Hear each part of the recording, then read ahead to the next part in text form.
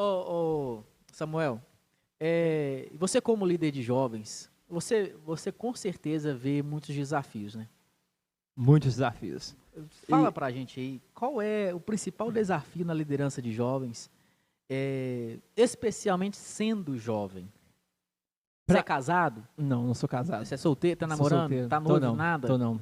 Aí, Tô olha, esperando o Senhor. esperando no Senhor. Escolhi Esperando o Senhor ou no Senhor? os dois, né? Ah, tá. Maravilha. Para mim, o maior desafio como líder de jovens é acompanhar o passo do gado.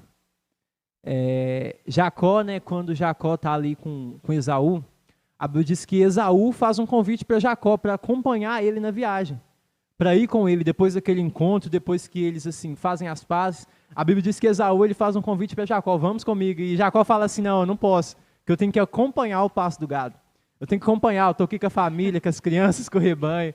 E para mim é uma dificuldade muito grande, porque eu como líder de jovens, eu comecei com 0 jovens. Meu Deus. 0 jovens. E hoje em dia... Você liderava a si mesmo. Eu peguei o cargo, né, conversei com o meu pastor e eu comecei um projeto na minha igreja. O que foi, Danilo? Que você tá rindo aí, Danilo? Eu comecei que é isso, Danilo? Eu não sei. Você falou engraçado, que você começou com 0 jovens. Pode continuar.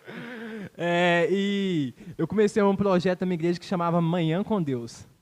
Então o que a gente fazia? Eu arrumava um jeito de servir um café para os jovens. Eu acho que era o que mais atraía eles, era o café. Meu Deus. Café para os jovens é Boa um ideia. momento de adoração. Não, café atrai mesmo, cara. Um momento de adoração e um momento da palavra. E ali, o primeiro dia foi 4 pessoas. Meu irmão e minhas 3 primas. Meu Deus. e ali na sua tinha O dia... projeto era familiar. O projeto era familiar, começou assim. E tinha dia que tinha 1, 2 pessoas. Aí foi igual aconteceu em Atos, o Senhor foi acrescentando aqueles que iam sendo salvos. Né? A Bíblia diz assim.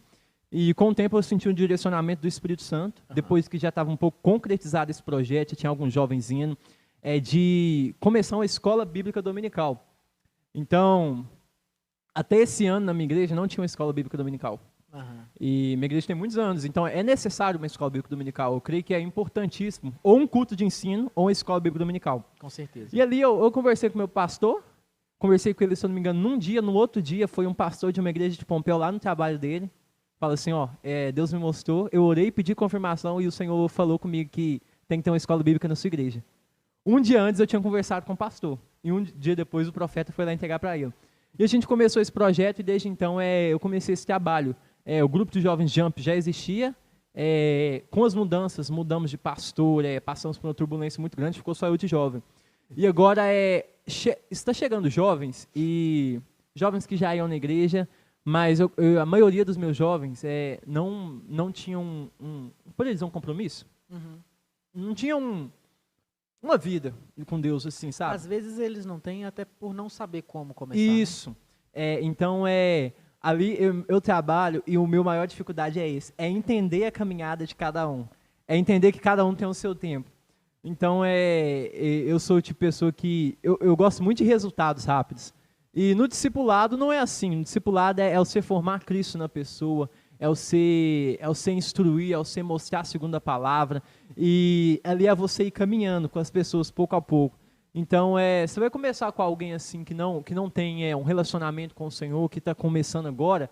Essa pessoa ela vai precisar de alguém que caminhe com ela, que a discipule, que a ensine a orar, que a ensine as doutrinas básicas da Bíblia. E isso requer muito tempo, cuidado, e maturidade, paciência. E isso para mim é uma dificuldade muito grande. Então eu tento a cada dia entender, não impor fardos além do que pode ser colocado, e caminhando, sempre mostrando o caminho, apontando o caminho que é Cristo. Mas eu creio que a maior dificuldade é essa. E outra dificuldade muito grande que eu tenho, não somente como líder de jovens, mas é não ser um fariseu. Como cristão, como pregador, como ministro de louvor, e eu peço sempre a Deus, me ajude a condizer as minhas atitudes com as minhas palavras. Porque é muito fácil, a gente chega, a gente fala assim, Deus é meu maior amor. Jesus te amo, o Senhor é o primeiro. Eu quero viver para ti, eu quero viver em santidade. Mas no nosso dia a dia a gente não age assim. Diferente. No nosso dia a dia a gente acorda, a gente escolhe o Instagram. Não estou falando aqui não, porque aqui não tem disso. Mas na minha igreja tem muito.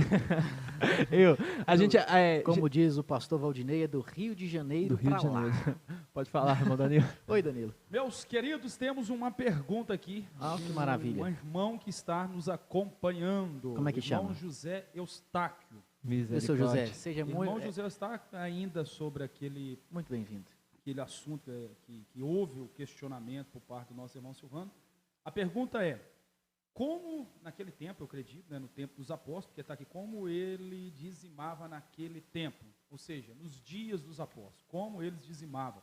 Essa é a pergunta do nosso irmão José Eustáquio. José Eustáquio, muito obrigado pela sua participação, tá bom? Eu não me recordo de um versículo que fale sobre como a igreja dizimava naquele tempo. Só que também não é correto dizer que ela não dizimava, né? Subentende-se pelo que aquilo que acontece no livro de Atos, que a igreja vendia e ou entregava tudo ou entregava parte daquilo que ela vendia, né? Se vendesse, acho que seu dedo está aparecendo aí na frente, ou a igreja, ela vendia aí, vamos supor, vendia lá por, não era reais na época, né? Mas só para você entender, vendia uma propriedade por 100 mil reais e podia dar os 100 mil reais, assim como poderia dar os 50 mil reais, né? Ah, não, mas Ananias e Safira morreu porque reteu parte. Eles não morreram porque reteram partes. Eles morreram porque mentiram sobre o Espírito valor, Santo, né? Então, a pessoa podia tanto vender e dar o dízimo apenas, e outra quantia como oferta, ou o que seja, quanto... Pode falar, Tiago, não entendi. Entendeu? Aí, ou então seguiam. A igreja inicialmente era formada por judeus, né? E os judeus ali, eles não abriram mão de todos os preceitos mosaicos de início, de cara, não. Eles entregavam da mesma forma o dízimo da hortelã, do coentro e do cominho, né?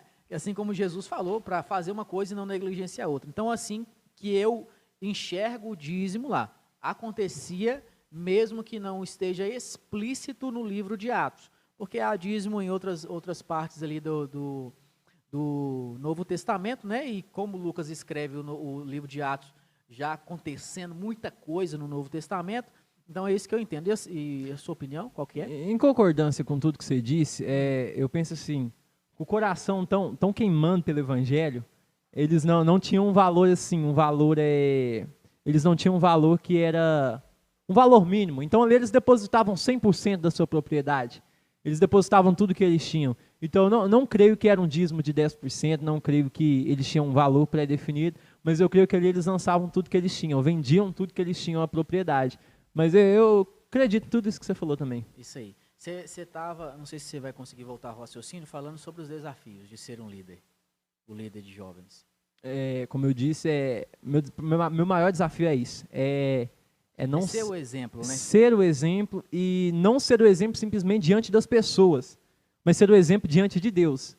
Então é muito difícil. O livro que tu mais gosta, que é Hebreus, ele fala que nós estamos cercados de uma grande nuvem de testemunhas. Logo depois de uma lista... Heróis da fé. Uma lista gigantesca de pessoas que foram excelentes. Mas né? É super tranquilo. Quem é que tá te cercando, te testemunhando? É simplesmente Abraão, é simplesmente Noé, é simplesmente Sara, é muito tranquilo. Fácil ser jogado numa cova de leões e falar assim, não se preocupe, não. Muito fácil, como diz o livro de Hebreus, apagar a força do fogo. Nossa, muito tranquilo. Demais, não? Então para mim isso é real. Quando eu era mais novo, quando eu voltei para a igreja, quando eu resolvi andar com Jesus... Você já desviou, cara? Já andei afastado. Eu pensava assim, cara, eu vou ser igual Moisés, cara. Eu vou ver Deus, eu vou abrir o mar, Nossa, eu achava que eu ia ser igual um Paulo. Cara, o maior desafio que a gente tem, a maior luta que a gente tem é contra a carne, cara. É impressionante. E você olha para a vida desses caras... E você vê o tanto que eles abriram mão, tanto que eles negaram as suas próprias vontades. E muitas das vezes a gente não tem essa visão, né? E a Bíblia vai trazer para nós, Elias, homem segundo nós. Então, com as mesmas paixões. Piora então. Mais a situação, porque se o cara fosse um super-herói, ainda facilitava. Isso aqui que é interessante? Não era. Não fala assim que nós é como Elias. ele era homem segundo a gente. Então, cara, a Bíblia está dizendo assim, Elias é o espelho de vocês, mas tem uma diferença, né? Então, a gente tem essa visão muitas vezes que eles tiveram uma vida que não era tão fácil, que eles tiveram uma vida que era mais fácil que a nossa, mas eles eram a mesmo nível de renúncia, né?